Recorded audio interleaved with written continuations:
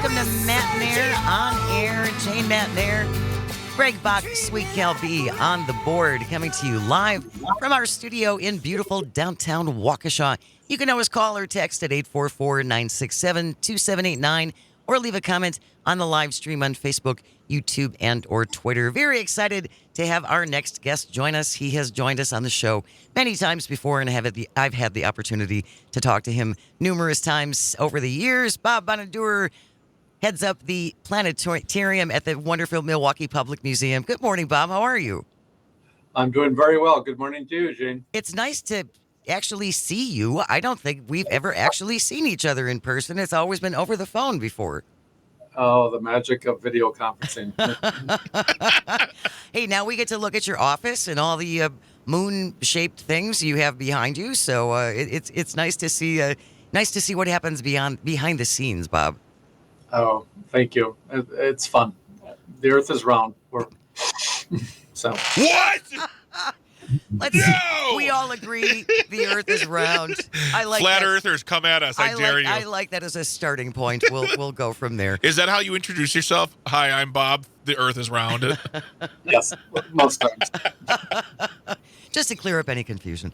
Okay, all kinds of things going on in the sky. Let's talk first about, okay, Bob, is it Halley's or is it Halley's Comet? Which one have we decided on, or are we still fighting about this? Well, Edmund referred Halley, so that's the name of the comet, Halley's Comet. It was with Halley's Comet for a long, long time. We finally landed on Halley's. And is it going to be making a reappearance anytime soon? Yeah, so in 36 years, 37 years, it'll be back in our skies. It'll be very bright. So figure it out, everyone. Will you be around? I'm going to be 100. I'm going to be a perfect 100 years old when it revisits our skies. So I'm ready. I'm excited because I was 8 years old when in 86. So I want to be there for the second time. Is it? Yeah. I think, though, maybe this is just me, Bob, but if I look up and I'm going to look for a comet, I want to see what they showed in Don't Look Up, that Netflix series where you can actually see the thing streaming towards Earth with a big tail, and it's very recognizable as a comet. Hey, instead of Downer. Hey, Downer. That movie's about destruction. It's also fiction. And it was a movie. It was a movie. Is it a movie? So not the real sky, not a planetarium. So no, comets are look like fuzzy or hairy stars in the sky, and they can be bright, but that's very rare. We have not had a bright comet in the sky where you can just kind of go out and look at it, the average person, since 1997. Oh, wow. So that's a long time. Now, if you're more passionate and skilled, you can find them in dark skies with a simple pair of binoculars, or, we saw one back in 2020, but just barely in dark skies up in Door County. So a comet is a rare sight in our sky. Bob Bonaduer is our guest. He heads up the planetarium at the wonderful Milwaukee Public Museum, talking about all things celestial. Explain, okay, this is a leap year, Bob. It is. Does this tie into the Earth being round? Well, sure, because I don't think we'd orbit the sun very well if we were flat. So we're round, and we orbit the sun in 365.25 days, meaning we have a leap year or leap day, February 29th every 4 years. So we have one this year, and we can get more technical if you want, but it's just a fun day. And people who, have their birthday that day love it because they get a real birthday, so to speak. Right. But anyway, that's a long story of why that date was picked and not another month and so on. But our orbit is not perfect. Well, and it certainly speaks highly to the earliest astronomers that they were able to catch this. I mean, when did they start instituting a leap year? Well, the Julian calendar back, if you think of Julius Caesar, back 2,000 years ago, was the first calendar to have a leap day. But that got out of whack over 1,500 years because our orbit is actually a little less than 365.25. It's 365.2422. And by 1,500 years, the calendar got out of whack by 11 days. Wow. So 1582. So imagine living 1582, October 4th. The next day was October 15th. That's what they did? That's what they did to get things back on track. So, and now we skip a leap day every 100 years about, and so now our calendar is even more accurate, so we don't have to do things like that. Just think how ticked off all those October birthdays were that they Well, got skipped in 1582. Yeah, think about your paycheck. Yeah. I don't get paid that day for those 10 days. So it's time is a remarkable story how we do it, and it's crazy because we humans can be crazy. But if you think about the minutes and the seconds and just all the different times that we have, it's pretty wild.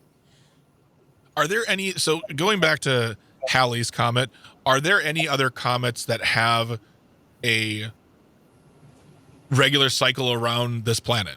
Oh, sure. Most of them do. Okay. Yeah, most comets do. And a lot of and there's one as short as every 3 years that goes around the sun. And comets, the dust tails from the comets lead to our meteor showers. In fact, Halley's Comet gives us 2 meteor showers every year, one in April and one in October. Okay, Bob, I just full disclosure, not the greatest science student in the world, but the concept and the subject of space is one of my favorite things. And the idea, like, oh yeah, it's the tail of the comet gives us 2 meteor showers. I mean, that is amazing. I love that. Keep talking, Bob. How long's your show? Well, we're clearing the whole day. We have until noon. I don't know what else you had scheduled, Bob. What else can we look forward to? Now, I know, and we did not talk about this when we were setting up that you were going to join the show today, but I did see something that, wasn't there a recent discovery of a number of galaxies? Well, we're always finding more and more galaxies. With the JWST telescope, we can see further back than ever before, and we're discovering some of the first galaxies ever created shortly after the Big Bang. So that's been phenomenal to do, and it's in the pictures. The closer galaxies, closer millions of light years, are just incredible that they've been producing. So just you can go to Google and click JWST for James Webb Space Telescope and just see just amazing pictures. Well, and Greg is going to explode over here. So we're looking at what happened millions of years ago. Sure. When you look into space, Yep. You look back into time. We experience light here instantaneous, right? We turn on a light switch, boom, light's there. But it actually takes a fraction of a second for the light to leave the light bulb and reach your eyeball. But when you get into space, the distances are just so incredibly vast. It takes thousands, millions, billions of light years for the light of those stars to reach your eye. Isn't that amazing? It is. It's absolutely. You should. I wish you could see. Greg is just. He can see losing it me. here. Bob's very. He can see me. I remember. I can't remember who I saw speaking about it, and forgive me if I'm going off the topic. It's a general space question. You can see the light from the Big Bang, and it has a name, right? We can see the leftover heat from the all right. thing. Yeah. It's called the cosmic microwave background, and we can image that. We have imaged that, and it happened about 300,000 years after the Big Bang. So it's the farthest thing that human eyes can see, and it's the leftover heat. Remember, the Big Bang was very hot, and now after 13.8 billion years, it's cooled down. So the temperature of that cosmic microwave background is 3 degrees above absolute zero, or like over 400 below. Yeah. But we can detect that radiation with our new telescopes in space. Yeah. Wow. Bob Bonadeur is our guest. He's the head of the planetarium at the Milwaukee Public Museum. Do you have something special coming up for Valentine's Day, Bob? Every year we do. We have a great show for couples. I laugh because it's fun to do something out of the ordinary, and we just wax poetic and scientific about the night sky, and that's called Romancing the Stars. It plays this Saturday the 10th, and then on Valentine's night the 14th. And if you got a hot date, come on down. I do. You'll be sitting in the dark with lots of stars overhead. Oh, that sounds amazing. Is it weird if I just come by myself? No, we have had a few. Bob, that was not encouraging nor convincing. It's mainly for couples, but there are some make-out parts of the show where you have to do some kissing. Yes. People can buy tickets at the website, Bob. Yeah, they can go online at the mpm.edu website, and We'll make sure. come down. It's a fun show. I bet it is. I bet it is. And is it what, an hour long or? Yeah, it's about an hour. It's a lighthearted tour, and we just show. It's just a fun show. Well, and I just, for something different to do. Yeah, absolutely. As opposed to, you can still go out to dinner maybe and get a bite to eat or whatever. But I think that's just a really cool option if you're looking for something different to do with your sweetie. Mm-hmm. Yeah, you get awesome. A free rose and a free chocolate heart-shaped thing, whatever. So, Bob, sell it more. Bob, sell it more. Yeah, this is where the science, and then we play. We have a few poems by scientists like "Twinkle, Twinkle, Little Star." I do not wonder what you are. By your spectroscopic ken, I can tell you are hydrogen. See how romantic that is? I got Bob's giving me the vapors. Astronomy humor. It's you gotta love it. You gotta love it. Anything else coming up at the planetarium real quickly in the couple of minutes we have left? Well, if you can't make the show on Valentine's night, our moon will be passing Jupiter, the brightest object in the sky right now, and the moon. So that's kind of a neat sight on the 14th and 15th. You'll see it on the other side. And then Venus is still in the morning sky. And don't forget, everyone, or have me back on, Jane, there's a big eclipse coming on April 8th, Monday, April 8th. And we want people not to miss that. Because this is going to be, the last time for an eclipse that you're going to be able to see from the States for a long time. Well, a total eclipse. It won't be total in southeast Wisconsin here. It'll be 90% of the sun will disappear. That's pretty good. It would only be a slight darkening. And people need to watch it safely, because even 90% eclipse, the sun is still going to hurt your eyes. So we have eclipse glasses here. And if people want to see totality, which is really cool, they have to travel a little south, Indiana, Illinois. All right. Bob Bonaduer from the Milwaukee Public Museum. Thank you so very much for joining us, Bob. It's always such a pleasure. This was amazing. Really appreciate it. We'll come and see. We'll come and see you down at the planetarium, and we'll hold hands under the stars. All right, stay with us. You're listening to Matt Nair on Air. This is the Civic Media Radio Network.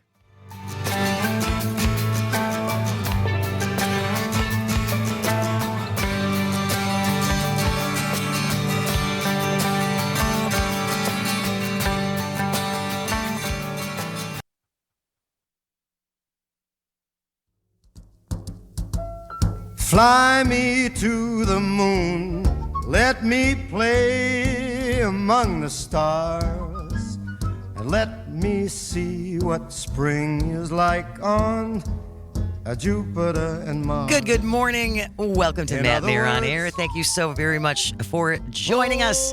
Jane Matt Nair, Greg Bach, Dr. Slide on the board. You can always join us at 844-967-2789, 844-96. Party. Or leave a comment on the live stream if you're watching on Facebook, YouTube, Twitter. Reminder, Bucks fans, Bucks hosting the Minnesota Timberwolves. That's tomorrow night at 6:30. And if you want to catch the game, you can listen to it on Oshkosh Air Support, WISS in Oshkosh, 1100 AM and 98.3 FM. That's the Bucks and the Timberwolves tomorrow night at 6:30. Want to thank our previous guest, Bob Bonaduer from the Milwaukee Planetarium, the planetarium at the Milwaukee Public Zoo. I love having him on. He's so museum. He's so interesting. He's so knowledgeable, and obviously loves what he does. Yeah, because he gets to talk about space all the time. I wish I had 10% of that now. I'm not kidding you. I have watched videos about space and has started to cry. It's so flippin' beautiful to me, just what happens out there and what we get to be a part of. And we are lucky. Yeah, most definitely. Well, we found your birds. Yes. We have found your birds. Space is my birds. Oh. Now we know. More space. Good. Well, we have another story about space. Tell me it's a happy one. It is a happy one. Jonah Bellicus from Wisconsin Public Radio had this yesterday. Here's the headline: Sad tomatoes in space. In space! Wisconsin scientists develop tasty experiment to grow plants without gravity. So they're doing this at UW-Madison. They're looking at growing food in outer space to see how things will go without gravity. Apparently, plants grow a little bit slower and switch on a lot of their defenses. But the tomato plants were launched as part of Cygnus's mission under NASA. It left Cape Canaveral in Florida on January 30th, then successfully docked at the ISS a couple of days later. So the tomato experiment, known as Tasty, I love that, is being overseen by UW-Madison and University of New Mexico researchers. The project name is short for Trichoderma Associated Space Tomato Inoculation Experiment. You know, it's just like Just rolls right off the tongue. I know. It's like that's how I met your grandmother. The Tasty Experiment. I just thought Sad Tomatoes in Space would be a good name for a band. I would listen to that band. They go on tour with the Flaming Lips, right? Or they would fit right in. Another band name, which is wonderful, and They Will Know Us by the Trail of the Dead. That's a great band name too. That would go that whole package tour right there. Sad Tomatoes in Space. I like the way the article is actually written. It's written like it could be really boring. But it's not. It's not. It's written really well. It's really fun, and it has a cute little tongue-in-cheek romantic aspect to it. Because we don't want tomatoes to be sad. Of course not. We want happy, juicy, luscious tomatoes. We don't want killer tomatoes either. That's a whole different experiment. That's a whole other movie. That's a whole different thing. I'm sorry. I'm still happy about space talk. I know you're all geeked up about this. And Brittany's going to be on the show and talk cool things about the weather. This is like later. The best day of your life. I know. Like all I need is like a big sandwich and a nap, and it would be the best. And the day is done. Day is done. The day is done. This is a really fun thing, and they're doing it to like help promote like good eating in space. Like they want to take them up there so they have healthy things to healthy options. Because I imagine you can only eat so much freeze-dried food. But I wonder, that's a fantastic question. I'd love to ask someone who might know if we have connections to either NASA or just that program. Is, you know, when we think of space travel, we always think of freeze-dried food and all these things. And what do they actually eat? Is it all of that, or do they have other options? You know, like what is what we think we know versus what actually happens in space? That's a great question. I would love to know that. I would love to know that. You would think it would. How though would you supplement something in space? How do you mean? As far as having fresh things, are you going to have dehydrated lettuce and then you add some water and you have a piece of lettuce? Possibly, yeah. But also, I know that one of the problems in space travel is like even down to like molecular things getting into the suits, getting into all the working material pieces of the ship are dangerous. So that's why things can't be like, you know, small or like granular. So I wonder, we need to find out. We need to find out. Well, now we're going to have to contact the University of Wisconsin-Madison. Okay, I'm on it. That's going to be the first email after the show today. Simon Gilroy is a botanist who runs the lab that studies plant development, and we can talk about tomato stress. And happy tomatoes. Again, thank you to Jonathan Pelikas, who wrote this article in WPR, Sad Tomatoes in Space. We will link this as well. Wisconsin scientists developed tasty experiment to grow plants without gravity. Oh, this is going to be so much fun. We're going to have Simon on the show. We're going to be best friends. We're going to hang out with Bob. We're going to eat space tomatoes while talking about the sky. You've made my life so happy, Jane. Again, I'm delighted that we found your birds, because we discovered over the last few months that I get all verklempt and all happy about birds, and now we know that space is Greg Bach's birds. I love that. For what that's worth. That's a T-shirt. For what that's worth. Papa Rico wants to know about bacon, and I guess like do they eat bacon in space?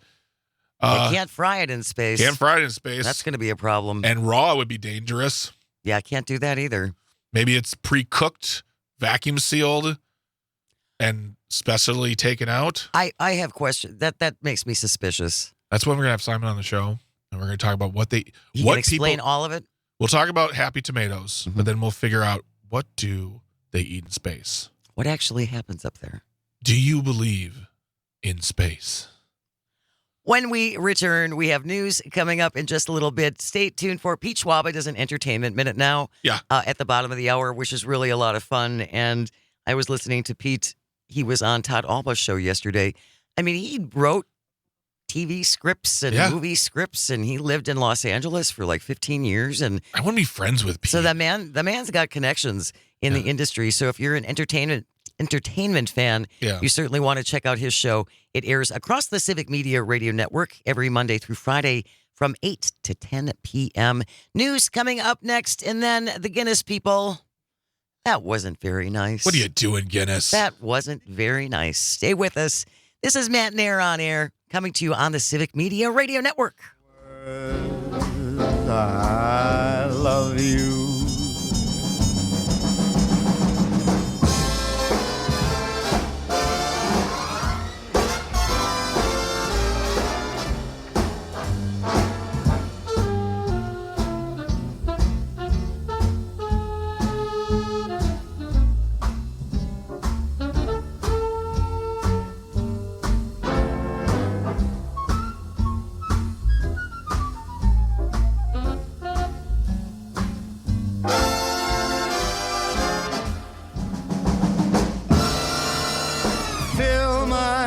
With song, let me sing forevermore.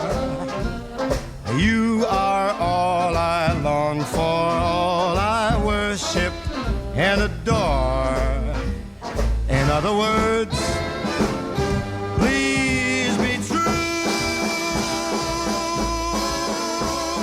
In other words,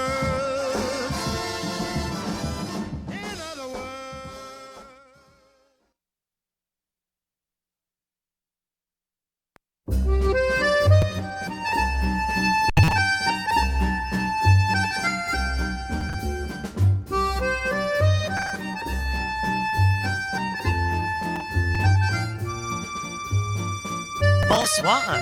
Oh, hello. Good morning. Welcome to Matt Nair on air. Jane Matt Nair, Greg Buck, Calvin on the board, coming to you live from our studio in beautiful downtown Waukesha. Shout out to everybody listening in La Crosse on WLCX The Eagle.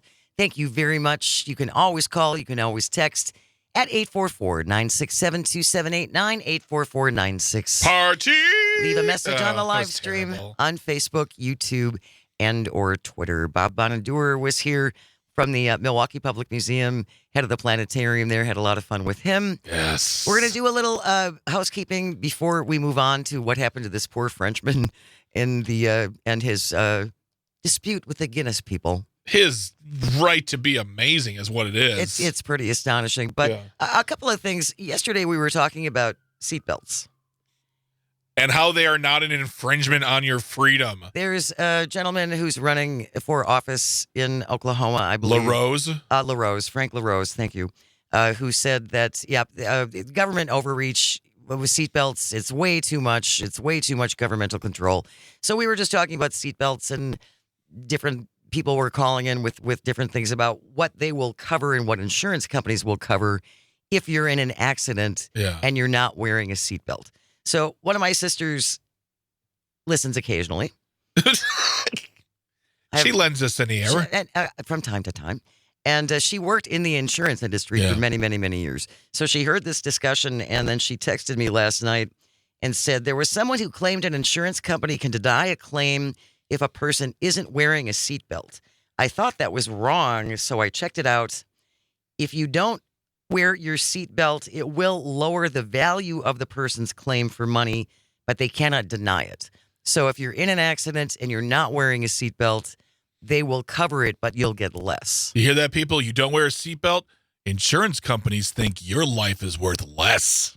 Also, life insurance does pay if a death is a suicide, provided the policy was purchased 2 to 3 years before the death. That's one I feel like shouldn't be public knowledge, but yeah. Again, this is just referring back to some things that we were talking about yesterday, and I like to clear things up. Absolutely. Get things clarified. And you said that was industry-wide. That wasn't just that company specific. I believe that, from what my sister texted me, I believe that is an industry standard. Yeah. The other thing we wanted to talk about today, I just brought this up as a feeling of goodwill and fun and niceness, and actually, Pete Schwab mentioned it during the bottom of the hour new entertainment update. Is that in our 24-hour news cycle of just craziness news, of just things going to be happening, all that content. So quick. We are still talking about Tracy Chapman and Luke Combs performing together at the Grammys on Sunday. That was like nearly 72 hours ago. I love that. Something so simple, so beautiful, like a song, two people singing, stopped us, and we're still discussing it. Tracy Chapman's beautiful. That song is beautiful. I big up to Luke Combs for choosing that song. Yeah, to do a remake of it. And really, like, since the song came out, too, something we didn't talk about. Since the song came out, and he won a, I believe, a CMA award. He's really done everything he can to, and Tracy Chapman won for Songwriter of the Year, the award. He's done everything he can to highlight her and make sure she gets all the flowers, gets the stage. For someone who Tracy Chapman looks like doesn't like attention, she seems very not. She's a very, very private person. Yeah. Always has been. But I just think this is an amazing thing. I love it so much. I love that we're still talking about it. And heck, Tracy, Luke, come on in. Talk to me for a second. Do more songs together. That's a great idea. Thank you. If you haven't had an opportunity to see the video yet from the Grammys on Sunday night, I've watched it like 3 or 4 times now, and I just cry because her words, it's still such an impactful,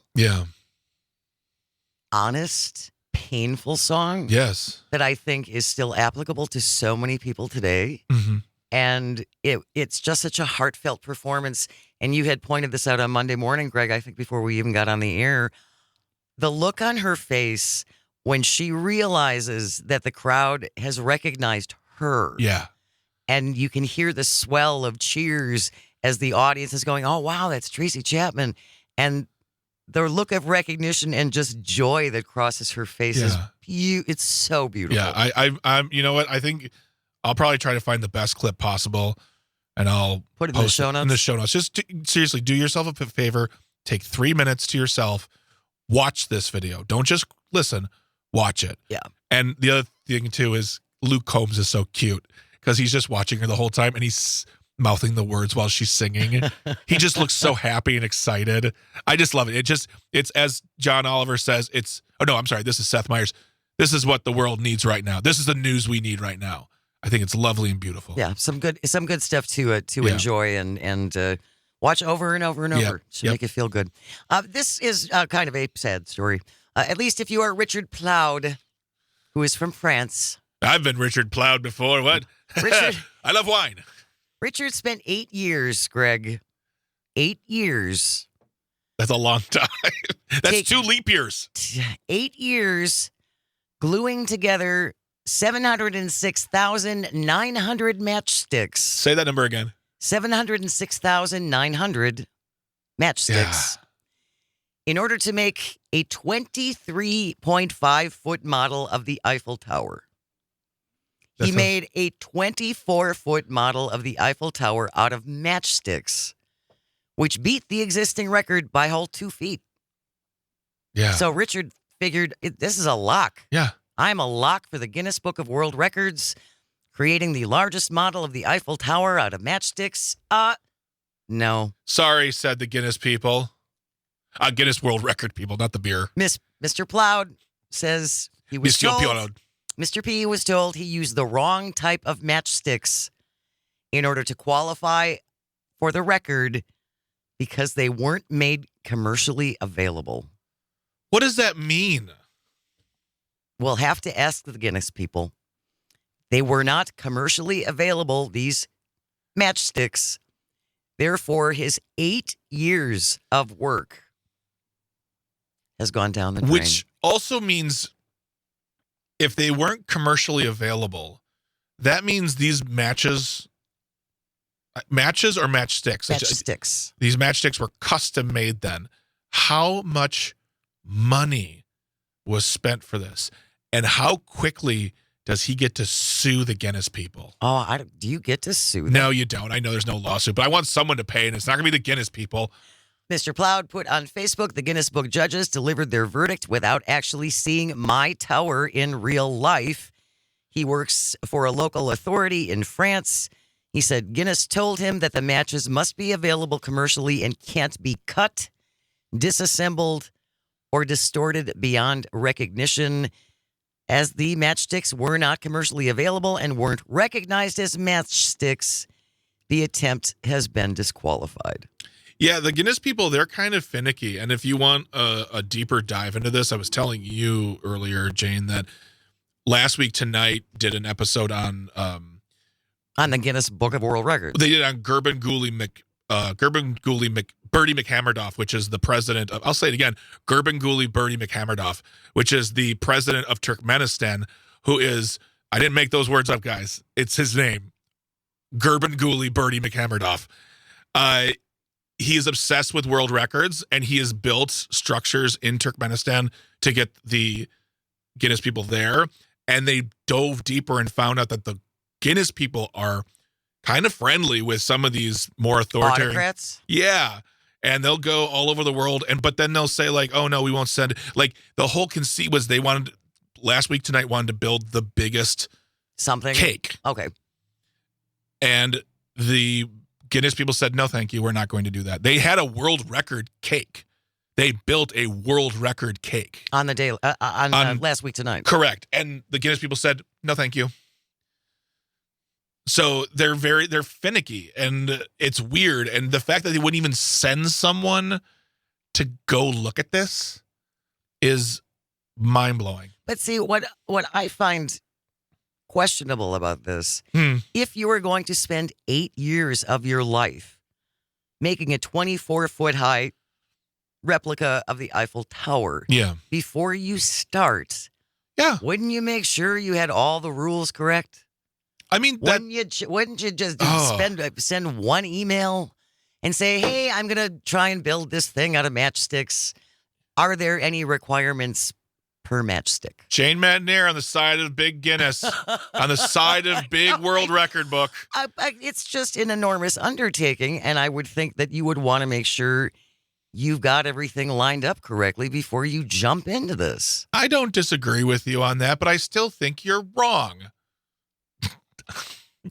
I know. I at the end of the day, I mean, he's still going to get attention. He's getting it. He's getting it now. Yeah. And maybe there's a way the Guinness people could, loosen their drawers a little and be a little cooler about this.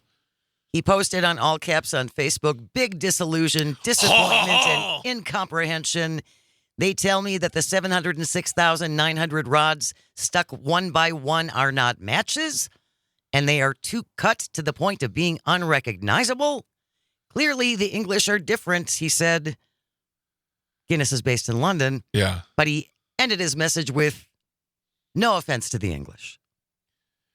Well, we just got a couple of actual texts here. Scott from St. Louis said, fun fact, Greg, the beer people and the world record people are the same Guinness. I didn't know that. Just an offshoot of the Guinness beer. Yeah, and another one said the Guinness record people and the Guinness beer people were originally the same to settle bar disagreements, which now I want to know more about. But here's the thing is, here's how petty I am. Is I would be like, oh, it doesn't look like a matchstick. Oh, you won't give me the record? Burn it. No, see. To the ground. No. Jeez. A revolutionary. No, you lobby them to start a new category. Yeah. For not commercially available matchsticks. For creatively. And then you own it, Mr. Plowd. I feel like Mr. Plowd is the most American way of saying this. Plowed. I don't know. Francois Plowed. For all our French listeners, I am not sorry for the Pepe Le Pew / Chevalier type accent I am doing right now. Also, Gerben Guli Birdie McHammerdoff. I can say whenever I want. That's quite impressive. Thank you. Actually, I'm really impressed that you got right off the tongue. All those syllables come dancing off the tongue of one Greg Bach who loves space. Papa Rico on the live stream wants to know, did he really carve it out of one piece of wood? No, it was 706,900 matchsticks. Yeah, no, yeah. So it wasn't, you didn't carve it, he glued it, He glued it. essentially. Yeah. And Papa Rico also says, I have a Wonder Oven I'll sell you. Don't tease me. Jane, look at me. Yes. Do you need a Wonder Oven? No, I don't need a No, Wonder you do Oven. not need a Wonder Oven. Fine. Thank you. Ruined my day. When we return, Whatever. we're going to end on an upswing and have a little weather and wine with Civic Media's meteorologist, Brittany Merlot. We'll be talking about, that's French. we'll be talking about all the mild weather and when and if it's finally going to return to winter. It's Wisconsin. We're not out of the woods yet. I don't trust it. Mother Nature, she's not done. I got a preview this morning, so I don't think you're going to like the answer, but Stay with us, Brittany Merlot, when we return. You're listening to Matt Nair on air, coming to you across the Civic Media Radio Network.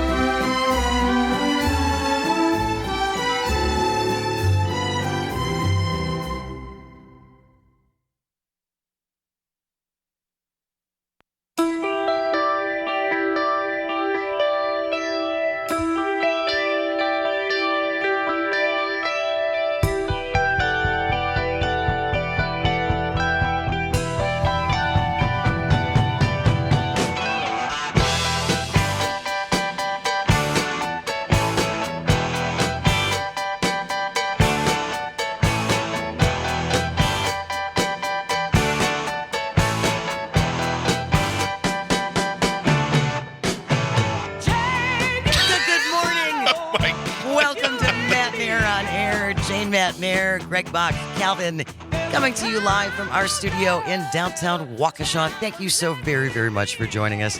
You can always call or text at 844-967-2789, 844-96. Party. Leave a comment on the live stream on Facebook, YouTube, and Twitter. She is our meteorologist for all of Civic Media. We love it when she can join the show. Weather and Wine with Brittany Merlot. How you doing, Brittany? Good to see you. I'm good. How are you, Jane? We are good. We're finally starting to melt most of what's left in Waukesha. Mm-hmm. I know Wausau and a lot of areas to the north, and we've talked about this before, Brittany, really have missed out on a lot of the snow. And now, is the whole state this incredibly mild right now? Oh, goodness. It really is. I mean, actually, here in Wausau, we just broke a record of we've never had no snow on the ground for over 7 days. And today is day 8. In history, and So- never, ever. Ever. Never, ever in history. We did it. We did it. Yay, Yay. guys. Oh, God. Well, people are, yeah, we've talked about this. I mean, people up north in parts of the state that need snowmobile riders and cross-country skiers and all those things, those folks are really, really hurting. Is this going to change anytime soon, Brittany? What does this mild weather pattern look like going forward over like the rest of February? Yeah, sure. Well, first, we're still going to keep breaking records. Today, Richland Center, Eau Claire, Wausau, Wisconsin Rapids, even Hayward breaking records. I know you guys stayed a little bit cooler into the lake area and the south, but we have just been shattering records. I mean, 1, 2, 3, 4, 5 days in a row, basically. So it's been crazy, and we're going to continue that tomorrow, too. Actually, Waukesha, you might break a record high tomorrow. So Of what are we looking records- at? Is it like 51? You're looking at 53 degrees, and that's the record. So maybe you'll tie it, maybe you'll beat it. We'll see. But Yeah, it's- So continue the records today, tomorrow, and then we cool down a little bit. So the system's going to hit. It's going to bring some light scattered showers tonight, rain tomorrow, nothing too heavy, just a trace to a quarter of an inch max. We could hear rumbles of thunder, though. If I'm going to have no snow, I better hear some rumbles of thunder. And I want a good storm. Are these the remnants of that huge system that was just drowning California? Yes, it is. So thankfully, it's dying out as it gets here. We're not seeing much of that storm. The winds are going to ease too, but by the lake, you could see gusts up to 40 miles per hour tomorrow. So that's a little feisty there. Yeah, all the surfers are going to be out in Sheboygan. They are. They are. Yes, they are. Something we talked about this morning on Up North News Radio with Pat Kreitlow is he had a question which was, are we going to be seeing any colder weather? And I know when he said that, he was thinking of more February winter cold snap. And your answer to that was? No, I don't see it. I do not see cold snaps, no polar vortex weakening and coming down here again. I don't see it. I do see more average temperatures to close out the month of February, Mhm. Highs in the upper 20s to mid 30s kind of vibe. But that's the end of February. Yeah. We're still going to hit those upper 30s to low 30s as we go through beginning of February. So, I mean, nothing too warm headed our way, but nothing too cold either. So we're just going to mild things out, I think, for February after this. Which shouldn't honestly be too much of a surprise because we had you on months ago. We had you on last year talking about El Nino and that it was going to be a mild winter. So I always think about that whenever I hear people talking about, the temperatures. I'm like, well, we were kind of told this was going to happen. It's not going to be a super cold winter. It's not going to be tons of snow. And yeah, we just got to deal with it and move on. Here comes spring. Civic Media meteorologist Brittany Merlot is our guest for Weather and Wine, talking about this incredibly mild weather we've been having and whether or not that's going to be changing anytime soon.